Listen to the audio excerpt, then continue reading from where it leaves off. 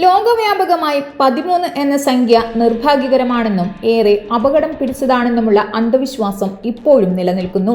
എന്നാൽ ഈ വിശ്വാസം എവിടെ നിന്നാണ് ഉത്ഭവിച്ചതെന്നത് ഇപ്പോഴും അജ്ഞാതമാണ്. ഇതിന്റെ വേരുകൾ തേടിപ്പോയാൽ എത്തി നിൽക്കുന്നത് ബൈബിളിലാണ്.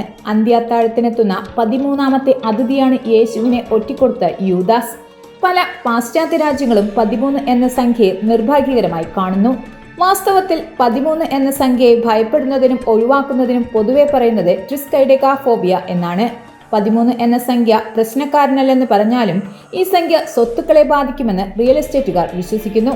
UK-യിലെ പ്രശസ്തമായ ഡൗണിംഗ് സ്ട്രീറ്റ് ഉൾപ്പെടെ 4-1 തെരുവുകളിലും 13 എന്ന സംഖ്യയുള്ള വീടുകളില്ലെന്ന് സൂപ്ല റിപ്പോർട്ട് ചെയ്യുന്നു.